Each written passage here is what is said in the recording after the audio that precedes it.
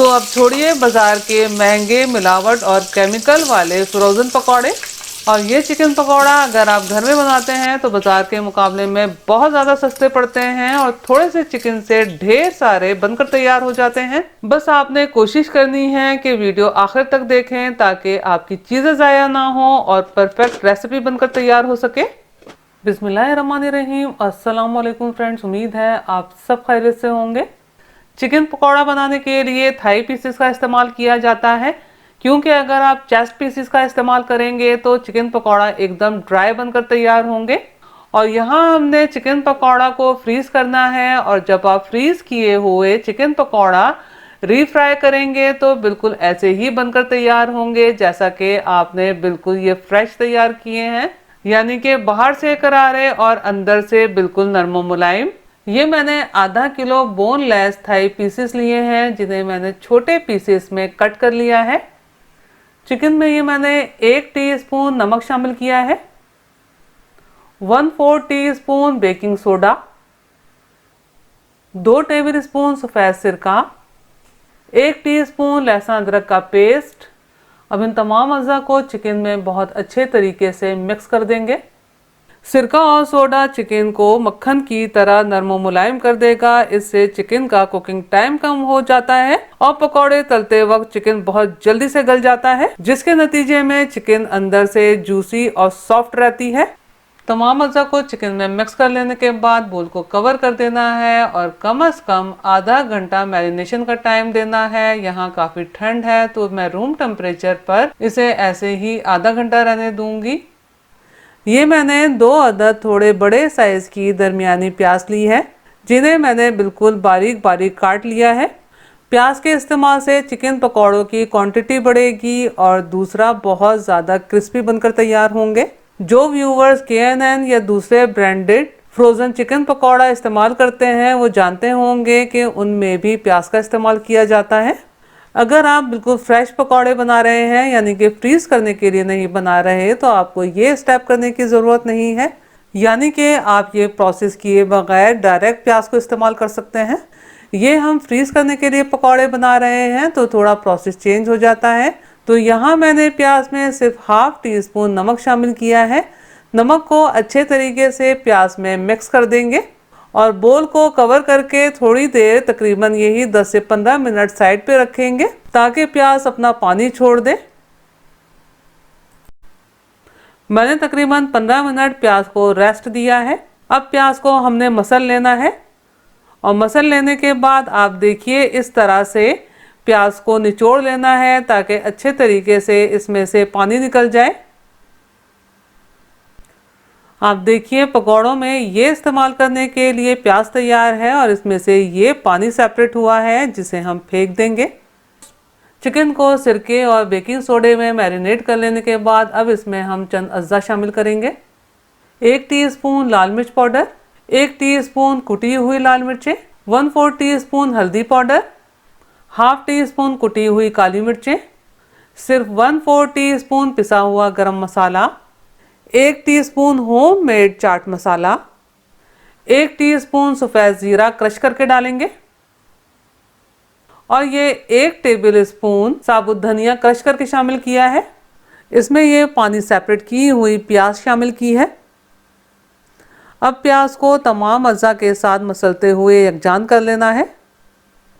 प्याज को अच्छे तरीके से चिकन में मिक्स कर लेने के बाद अब इसमें ड्राई अज़्ज़ा शामिल करेंगे। ये 2 टेबल स्पून मैंने चावल का आटा शामिल किया है। अगर आपके पास चावल का आटा मौजूद ना हो तो आप कॉर्नफ्लोर का भी इस्तेमाल कर सकते हैं। और यहाँ फ़िलहाल मैंने 1 कप बेसन लिया है, जिसमें से मैंने 3/4 कप बेसन शामिल कर लिया है और अब तमाम अज्जा में अच्छे तरीके से मिक्स कर लूँगी ताकि तमाम अज्जा के साथ बहुत अच्छे तरीके से चावल का आटा और बेसन कोट हो जाए। ये मैंने बाकी बेसन भी शामिल कर लिया है और मज़ीद 1/4 कप बेसन शामिल किया है। अब हस्ब ज़रूरत पानी ऐड करते हुए बेसन को तमाम अज़्ज़ा के साथ मिक्स कर लेना है। ख्याल रहे कि बहुत ज़्यादा पानी ऐड नहीं करना, बस इतना पानी शामिल करना है कि ये चिकन वगैरह बेसन के साथ बाइंड हो जाए। अब इसमें हम हरा मसाला शामिल करेंगे। 3 से 4 हरी मिर्चें बारीक चॉप करके शामिल की हैं और ये तकरीबन आधा कप बारीक चॉप किया हुआ हरा धनिया शामिल किया है। इसमें ये मैं 1 टीस्पून चिकन पाउडर शामिल कर रही हूँ जो कि ऑप्शनल है, और ये 2 टेबल स्पून तिल शामिल किए हैं और ये भी ऑप्शनल है। ग्लव्स की मदद से तमाम अज़्ज़ा ठीक से बाइंड नहीं हो रहे थे, इसलिए मैं ग्लव्स के बगैर हाथ का इस्तेमाल कर रही हूँ। और फिक्र मत कीजिएगा, हाथ मैंने अच्छे तरीके से धो लिए हैं। मेरे हिसाब से नमक इसमें बिल्कुल सेट है, लेकिन अगर आपको नमक कम लगे तो इस पॉइंट पर हस्बे जायका नमक ऐड कर लीजिएगा। अब ये चिकन का बैटर फ्राई करने के लिए तैयार है। अब आपने चिकन का एक पीस लेना है और इसके साथ प्याज के थोड़े से लच्छे लपेट कर इसे गरम तेल में इस तरह से शामिल करना है। अब आपने मीडियम टू लो फ्लेम पर ऑयल को गरम करना है। मैंने ऑयल को चेक कर लिया है, ऑयल चिकन पकौड़ा बनाने के लिए सेट हो गया है। अब जिस तरीके से मैंने आपको बताया था इसी तरीके से आपने बैटर लेना है और ऑयल में शामिल करते चले जाना है। और पैन की गुंजाइश के हिसाब से आपने पकौड़े शामिल कर लेने हैं। पैन की गुंजाइश के हिसाब से पकौड़े शामिल कर लेने के बाद फ्लेम को लो कर देना है और लो फ्लेम पर 2 से 3 मिनट ऐसे ही पकने देंगे, यानी कि चमचा नहीं चलाएंगे। ये पकौड़े हम फ्रीज करने के लिए बना रहे हैं, तो 60 to 70% इनको हम पका लेंगे। इस तरह से चिकन भी तकरीबन गल जाएगा और इसमें से मॉइस्चर भी काफ़ी हद तक ख़त्म हो जाएगा, जिसके नतीजे में जब हम पकौड़े फ्रीज करेंगे तो पकौड़े पानी नहीं छोड़ेंगे। लो फ्लेम पर 2 से 3 मिनट पका लिया है। अब आपने पकौड़ों को पलट लेना है और मज़ीद 2 से 3 मिनट पकाना है। 5 से 6 मिनट में तकरीबन मुकम्मल तौर पर इसमें मौजूद चिकन गल जाएगा।